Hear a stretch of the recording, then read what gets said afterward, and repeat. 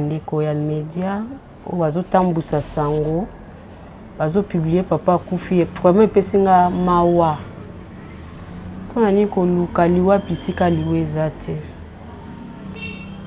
koteke donc ko luka ko panza muninga sangwa mabe esalinga pasi mingi pona kanisa kike no boza bandeko boye na lisungi mende na komi komona ba makamsu na ba réseaux sociaux bazo tuna bazo ya koloba et pesinga passe belé quand même bozala na bolingo pe souci o bolakisi ke bozana ngo bon ngape juste na yakika awa pona popo ya makambo to kakike o pasteur gi akufi bon en contact na ngape ba komeka ko benga ngai ndeni ni yo to pasteur gi mo ya kufi yo opesi se information to ngabi bon nazana rapport moroté par rapport à loi ya pasteur gi yango mona lukaki na ya ko vérifier est-ce que akufi to akufité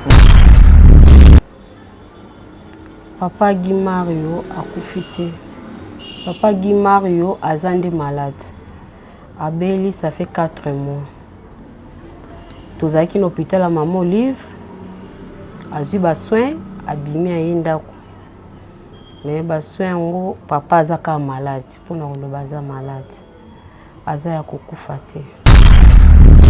Premièrement, dirais-je que tozo déplorer d'abord comportement wana.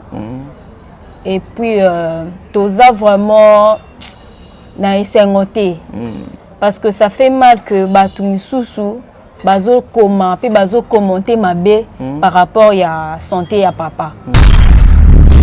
Yango to senga tout c'est lui ou celle ou a la moyen ou possibilité ya ko soutenir papa. Et puis ce qui est plus important na nyonso eza lo sambo na bino. OK. Le sambo na bino eza très important parce que nzamba lobi lisanga so ba telemi na koyoka. Vous voyez?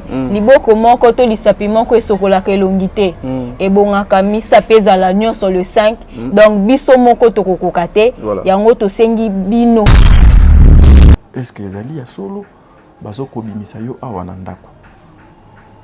Yaya sangwane eza ya solo va même bandi comme ça ba journaliste msu bayaki bakenda ki juste pas ya responsable ya lupango bakenda peka ko poser ba question opposée pas nae yé pas ipsaki bango vérité donc itoza libanda du dimanche il faut tout le moyen ya ko libérer pour mususu fa remplacer mboka nyonso bandeko nyonso bazolandanga ya liboso na sengi bino toza bomoko kati na prière mbongo ekokozala nango mais soki losambo ezate eza pamba bible lobi soki nzamba bateli to nyonso akobatela obatela na pamba mbongo esombaka bomoi te mbongo esungaka nde mais bo soutenir na biso na ba prière pour soutenir biso na ba moyens financiers na bino ke azwa traitement azanga mai ya komela te azanga sika ya kolala te eloko oyo na lobite botia yango te parce que papa Muyombe Goshi azape mutu papa Guy Mario asali tamula ye papa Muyombe Goshi azape na mwa makambo ebele ya malamu ya bénéficier pe azape na makambo ya bénéficier pe mais ezate que non tant boleki botuni que non ayaki l'hôpital oui ayaki combien de fois na pesi réponse ezate que réponse wana foi baluka eloko mususu na sima.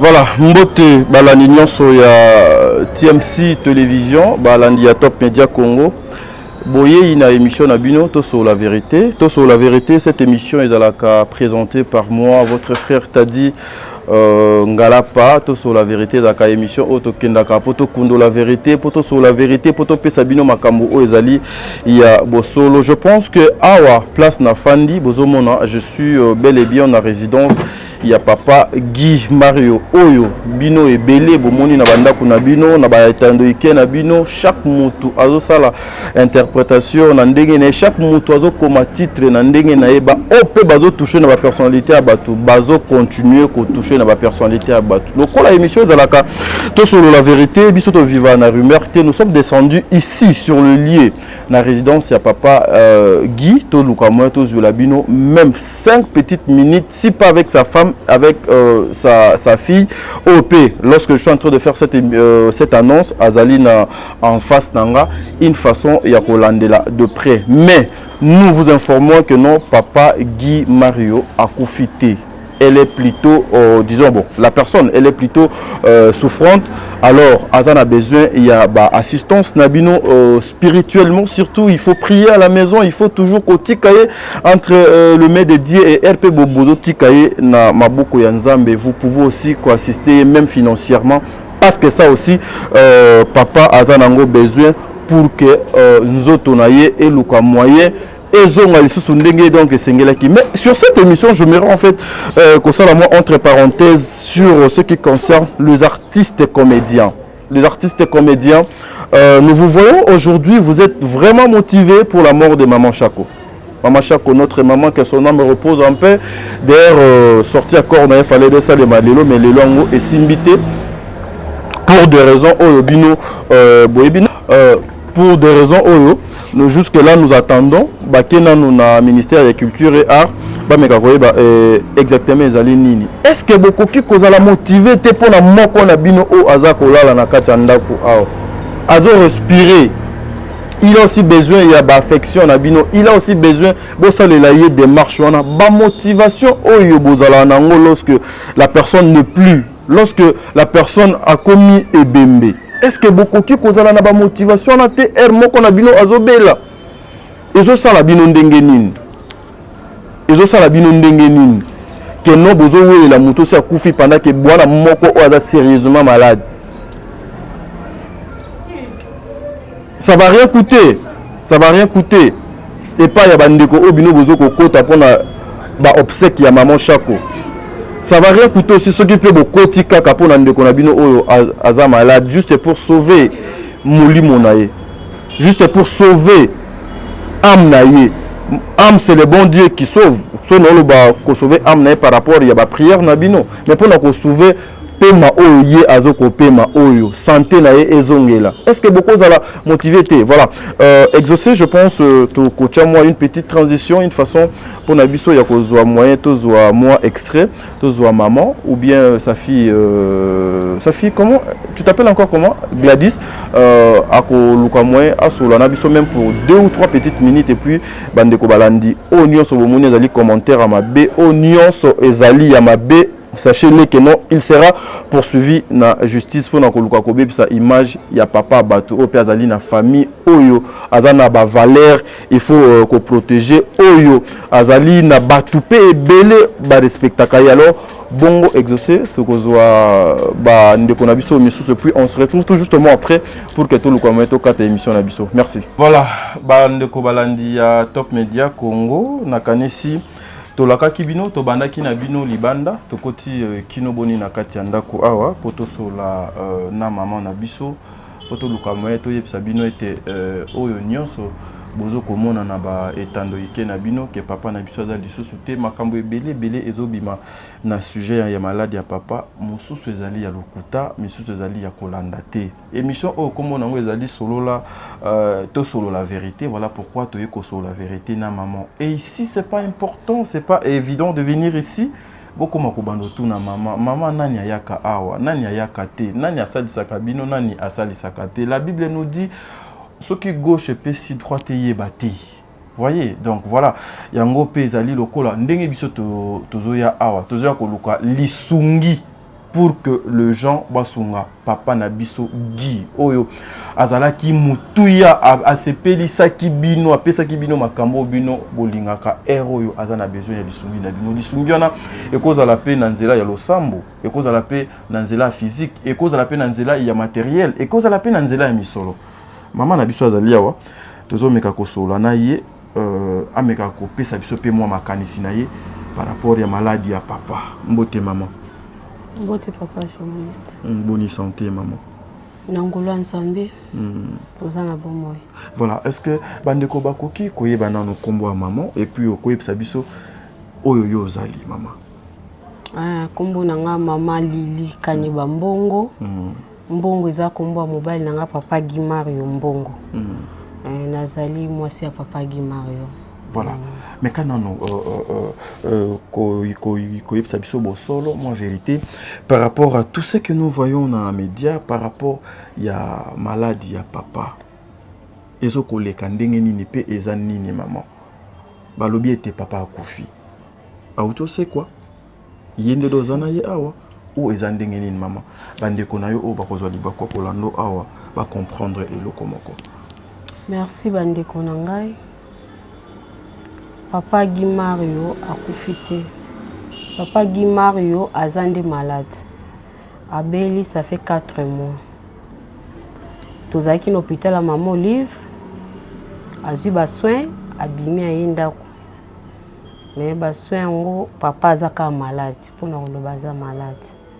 Aza ya kokufa te. Aza na bomoi. Bandeko ya media o bazo tambusa sango. Bazo publier papa akufi premier pesinga mawa. Pona ni ko luka liwa pisika liweza te. Koteke donc ko luka ko panza muninga sangwa mabe. Esalinga pasi mingi pona kanisa kike na boza bande ko boye na lisungi. Mende na komi komona ba makamsu na ba réseaux sociaux bazo tuna bazo ya koloba epesinga pasi ebele. Quand même bozala na bolingo pe souci o bolakisi ke boza nango et non souci moko ya koloba basango ya mabe ya koloba makambo lokuta ya kota ba commentaire ya lokuta eza malamu te.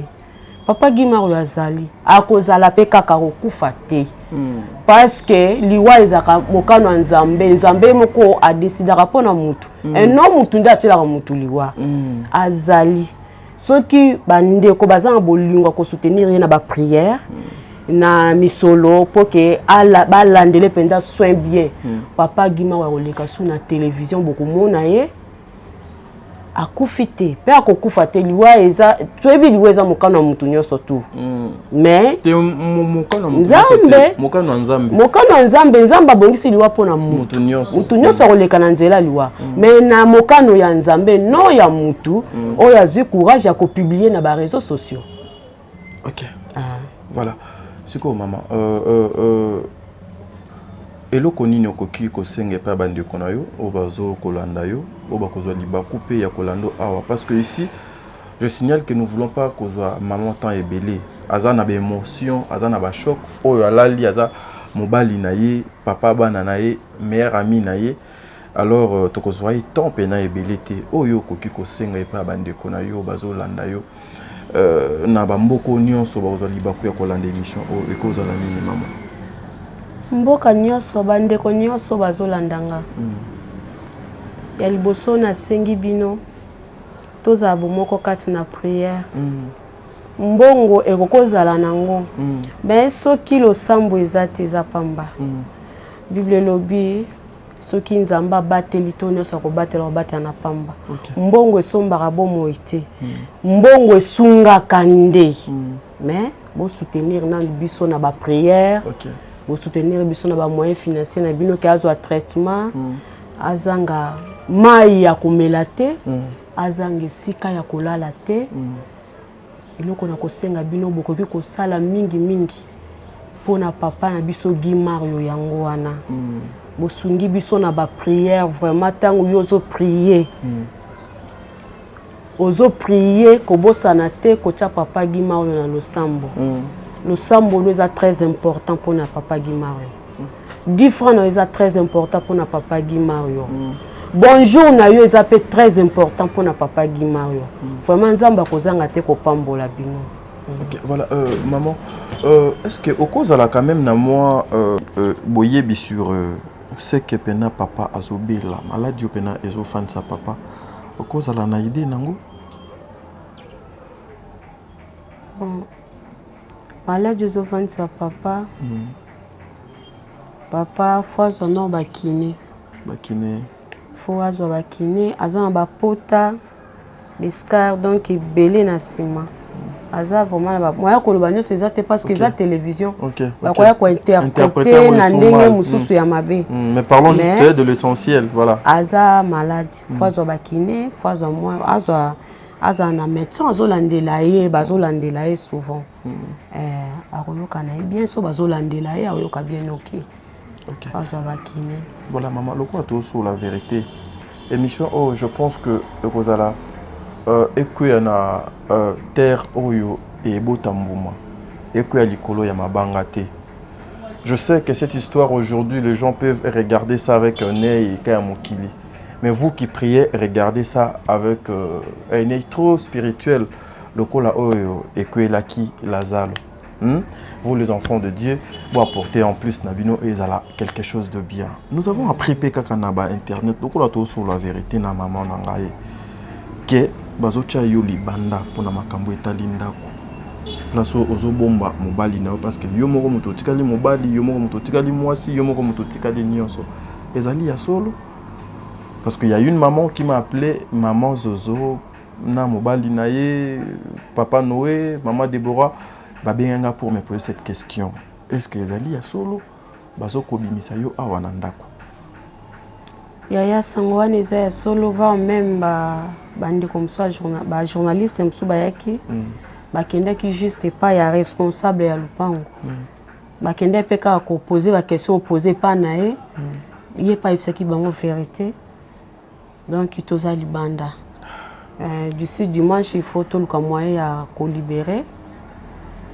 Pour mutumussu fa remplacer eza ya lokuta te eza ya solo toza libanda donc nde naza boye naza na nazoka vraiment mutu nango ndire ezokota mopepe nazoyeba te na eta ya boye donc nakokende ne wapi donc nakolinga mingi te kokanisa yango vraiment ezopisanga badouleur ebele na kati. Mia, tourne ta caméra vers moi. Bandeko, balandi à Top Media Congo. Bandeko nyonso, ba Congolais nyonso bisika ezwami bino. Ce message est très important pour vous. Venir en aide. Moi je sais, pour ce qui concerne Kolia nanga na olata nanga, na vi na mobima na senga nanga motote. Mais pour na SOS na sengaka pour les orphelins boyebinga na sengela bango. Aider cette famille. Bosunga mama oyo. Bosunga papa Guy na eta na ye oli. Na musala na ya bandaki kosala. Même ata pona jour moko oyo amema yo oyo alongola stress oyo akotisa sengwa tana ndako na yo. Le dimanche etikali mikolo kotanga. Ce qui 3 jours après, et je vais pas caresser ni n'embrasser ba kulutu nanga ba comédien, ba papa na biso ba comédien, ba master na biso ba comédien.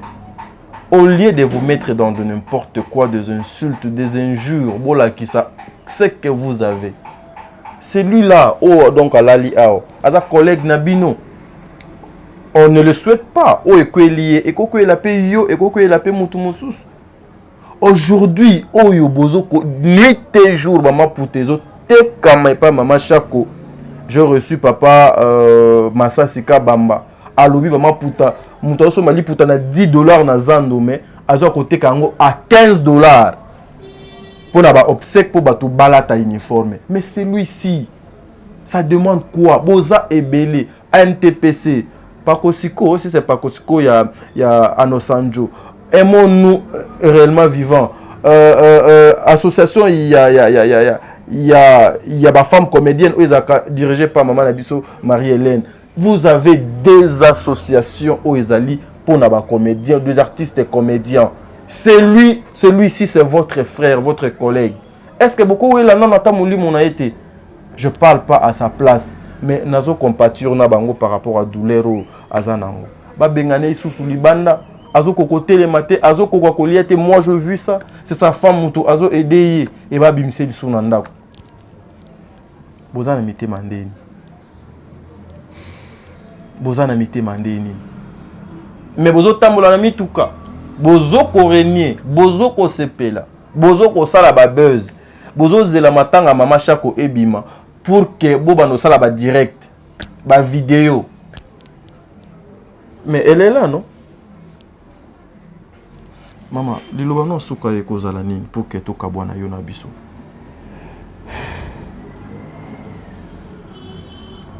pe numéro à téléphone au kosunga biso to ko afficher ngo pour na bandeko ba kozala na motema malamu pour vous aider liloba nanga suka mutu nyonso to oyo ayoki message oyo oyo akozala na motema malamu message oyo soki koti na motema akanga motema te parce que loboko epesaka bakata yango te bolamu mpe epolaka te okosala mutu bolamu wana tanto efuti yo te ekofuta bana na yo ekofuta bakoko na yo bagénération ekobima na kati na yo bakoparticipe bolamu ya oyo yo osala bakoleka na nzela wana nzambe akozanga te kopambola bango mpe nasengi bandeko na ngai mingi ya bajournaliste oyo bazwisi bamessage vraiment nazolekisa mpe message na ngai epa na yo na chaîne na bino vraiment tozala mpe na respect belé mpona papa Muyombe Goshi ok eloko vraiment nazobeta mwa sete yango wana eloko oyo nalobi te botia yango te parce que papa Muyombe Goshi aza mpe mutu papa Gimario asali tamula ye pa papa Muyombe Goshi aza mpe na mwa makambo ebele ya malamu oyo ya bénéfice pe aza mpe na makambo ya bénéfice pe mais eza te ke non tant boleki botuni ke non ayaki na hôpital oui ayaki combien de fois na pesi réponse eza te ke réponse wana foi baluka eloko mususu na sima ok tant tuni papa Muyombe ayaki asungaki oui asungaki asungaki peut-être apesaki $10,000 na lobi te apesaki $10,000 apesaki autant yo balusi na simolobi ke papa Muyombe Goshi asungi Gimario te non balobi ata 100 francs ya mutu apesi opomela mai na minute wana eza lisungi oui c'est ça pourtant Gimario aza na faiblesse azozanga même 50 francs ya muto ya bimisi na motema ne Gimario asengi te eza aide eza contribution ya contribuer eza kaka te lokola Gimario aza na groupe ya Muyombe Goshi fo Muyombe Goshi nda beta tolo non aza mutu Muyombe Goshi pa koko beta tolo te mais mutu mususu pe na groupe mususu président mususu pe asali pe makambo Muyombe Goshi akoki kosala et non Muyombe Goshi a négligé et non Muyombe Goshi a boaki te voilà na ebite so ko comprendre non je comprends ouais je comprends c'est-à-dire bato bazoko balusa maloba interprétation ya mabe o mama alobité bango bazui bakomisa ngo lokola mama alobi ba titre moko ya mabe bazotia boye ouais mais je les ai dit que bientôt ceux qui montent en qui les beaucoup poursuivre bango na justice parce que bazo bepsa image na bino na ba relation na bino na sengi vraiment respect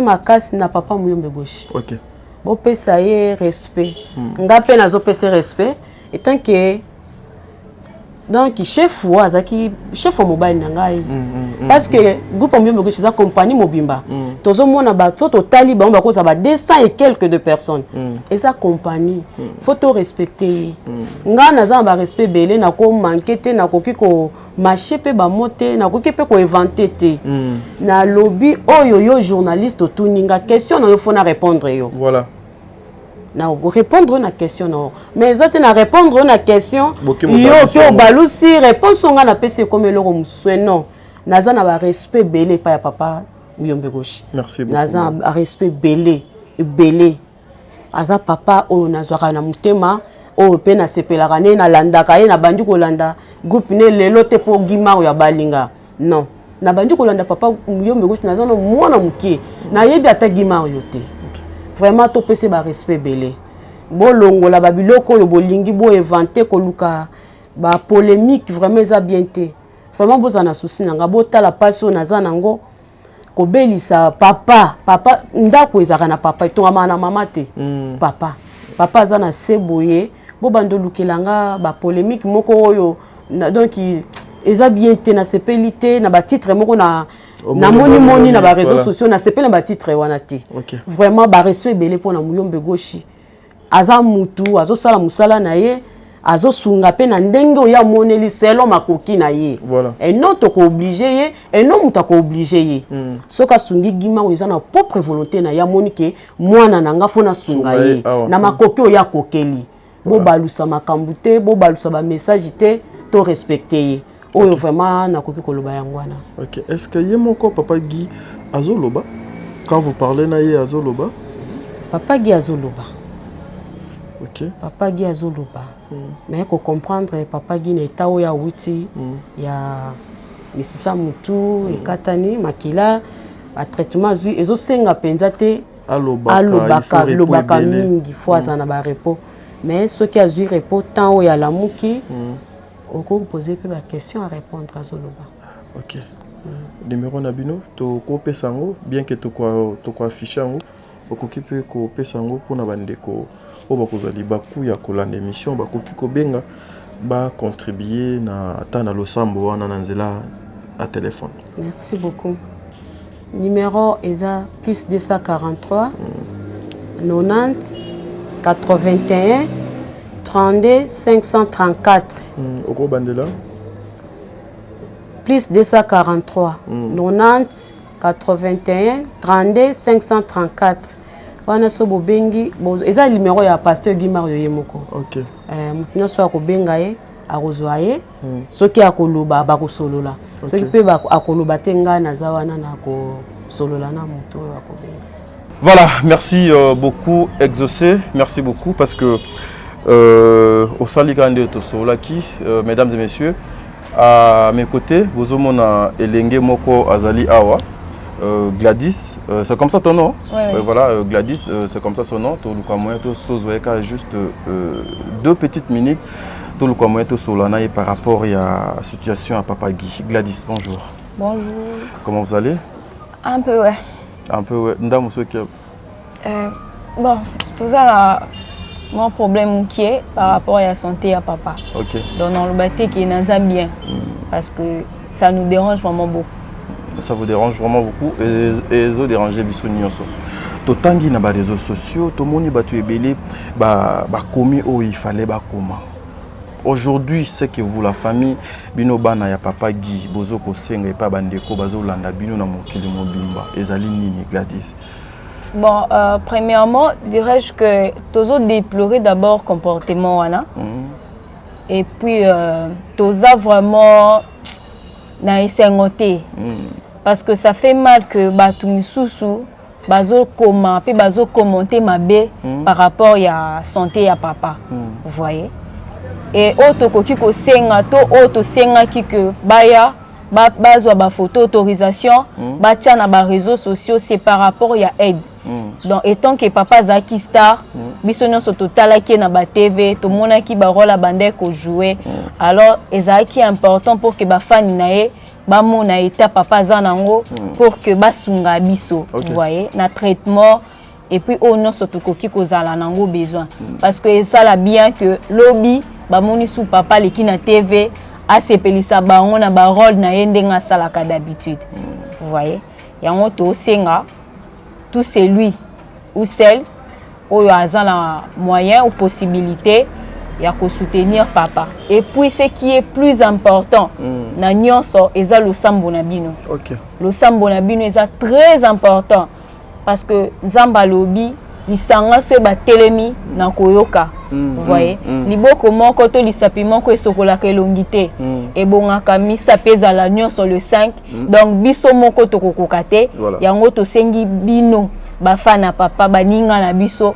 ba connaissance ya papa boya to simba to sunga papa olobi biso nyonso to tala et to mona papa nde to mesana ko mona ye vraiment c'est très important yango nde to sengi hein eza pena et le côté que toi ajouter toto sala soki ndenge ninde baninga to ba bande ko wana bazo sala. Voilà, je sais que toko tanakat to zo papa le bateau ba omona kulutu na biso to zo maman. Est-ce que tu peux confirmer na bateau que papa aza vivant parce que bateau belé bazo koko ça que papa a kufi. Oko confirmer que papa aza vivant? Oui, papa azali. Papa azali ndako na minute maman zo soigner. Vous voyez, azali a profité, aza vivant. Ok. Merci beaucoup Gladys. Voilà, j'en profite pour ajouter quelque chose. Il n'est plus le temps de poser nous qui faisons ce travail, nous qui venons ici avec nos micros, avec nos caméras. Il n'est pas question de venir ici de poser est-ce que X ayaka awa, est-ce que Y ayaka awa, est-ce que Y asunga qui est, est-ce que Z asunga qui est ça important. Ce qui est important maintenant, c'est que cherchons une solution pour que papa Nabiso va évacuer même mata libanda ya Congo ba kendo ko soigner yeto lukamo yeto sungaye. C'est important yangwana parce que ils en sens il y a certaines personnes au ba kendo tala ba balinga caméra té. Mais ici ne venons pas pour chercher à créer polémique parce que bazana état de faiblesse parce que peut-être notre maman Julie maman Lily, j'allais dire maman Lily, peut-être à Messana na caméra te azane star te azam to polémique te beaucoup na polémique pour en bénéficier quoi. Alors venons ici pour na koluka ko apporter en plus au lieu ya koluka ko longola susu brique moko likola o déjà batwazo tonga. Merci beaucoup Gladys. Maintenant maman à côté, permettez-moi de ya ko retirer le micro mais tu nous laisses juste cette chaise. Maman au kopus on a juste ce cause à na moi liloba moko par rapport au Gladys Autu koloba parce que tozala ki pena yo na ndako kuna. Il peut peut-être cause à la moi les canisimo une façon ya ko kabolana bandeko ba kolanda yo fanda maman ko fanda na yo to chulo micro lindisa maman Jesus exaucer mia ton travail ngana mo sala ngo et ça de l'autre côté mbote maman mbote papa maman to tala awa comme non nani to et puis to zawapi bonga comme nanga Noeli nazala na ndako ya Pasteur Guy Mario bonga pe juste na yakika awa pona popo ya makambo toyokaki ke o Pasteur Guy akufi bon en contact na nga pe bakomeka kobenga ngai nde nini yo to Pasteur Guy Mario akufi yo opesi biso information te ngai bi bon naza na rapport moko te par rapport ya liwa ya Pasteur Guy yango mona lukaki na ya ko vérifier est-ce que akufi to akufi te pona confirmer bango ke aza akufa te voilà yango mona na na kuti Pasteur Guy aza normal aza na bien santé ka ndenge déranger mais aza penza bien par rapport ndenge azalela ki na siko ça va. Voilà, message nyokoki kozala nango beaucoup plus et pas les autorités de ces pays, beaucoup plus et pas ya ministère tutelle oyo papa Nabiso à sala mosala ne parce que yaza lokola soda azoki en plein boulot naie na kati ya mosala naie et puis et pas ya bandeko ne ba comédien message ni nokoki kozala na yo bon nga message on a ko pesa eza par rapport ya ni omoni na vie to linga kate ke mawa ya baninga ekome sengo ya batu misusu si je monte eza bien te alors on va ko bakisa Pasteur Guy azam pasteur moko ezaki azaki bien à tout le monde azaki mutu moko te ke ya ba makambo Pasteur Guy tia banda makambo ba théâtre na wana onga na yebeli biso tozana bana miketi na le to komio na yoka Pasteur Guy na makambo ba polémique na bongo wana te ke ba ngaso na koma ko sa ba théâtre pe parce que à cause de Pasteur Guy. OK. Na façon na ye ndenga jouaka ndenga nde pesanga mo elengi wana ndenga pe na kotaka monzi wana. Alors babiloko bato baza ko afficher ki o ya boyo ya bo eza kitoko te ce n'est pas bon. Alors o biso toza ngo besoin to sunga Pasteur Guy na prière na biso na prière na bino ya congolais tout le monde to sunga Pasteur Guy na prière azala besoin ya wana.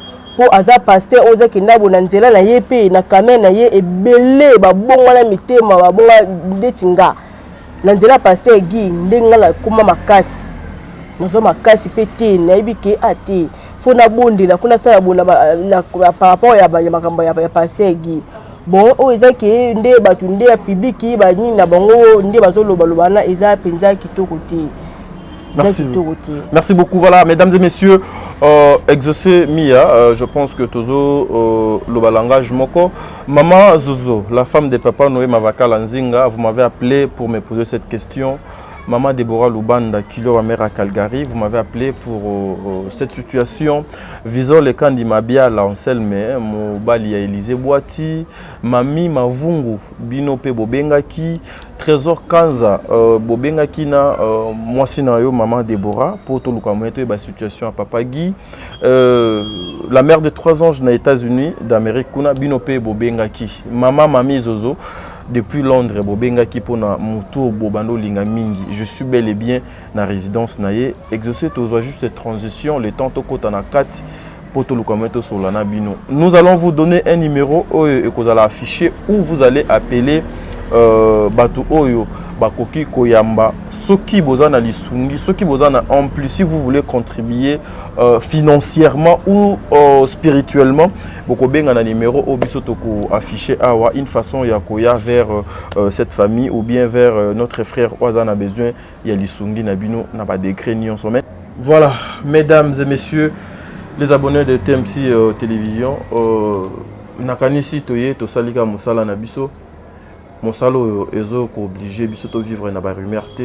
Tout qui t'a toujours sur le lieu, sur le terrain, to sali investigation, to mener il faut to mener. On vous donne au bino bon en besoin. Tout le monde a futilité, tout le monde a futilité. Il est encore vivant. Il est temps. Il est temps. Il est temps. Bolaksa bolingona bino. Il est temps. Voilà, c'est ça. Aimons-nous réellement vivants. Aimons-nous réellement vivants. Il y a un slogan au Mututu à l'Obaka. Mais tout lingana air tozali boeto pema eza eloko malamu. On vous oblige pas. Mais motema malamu kibo mutukati na bino et ça la bien. Il est là, il a besoin de vous. Il a besoin de vous. Peut-être diloba na yo moko, peut-être contribution na yo et kozom salisusu espoir et pas papa ou alali. Commentaire, la justement pas ya bande konabiso. Ne venez pas ici pour quoi sous pas essence na moto ezopela. To mema en plus brique na biso pour construire ndako oyo ezotongama. Merci. Ça n'est fini pour aujourd'hui, mesdames et messieurs. Je pense lobby bande konanga ya appel Kobo Kozala awa bien que je ne serai pas là avec vous, mais président Junior nous sommes ensemble. Tokoluka moyen atana mosika onozala to bengana atana ba téléphone une façon ya koyeba évolution ya kulutu na biso le pasteur Guy Mario Nzambe abatelaye azalanaye ce que Jésus-Christ aye le loté. Vous me verrez ici encore peut-être après 2 ou 3 jours pour na ya ko rendre papa na biso visite. Merci.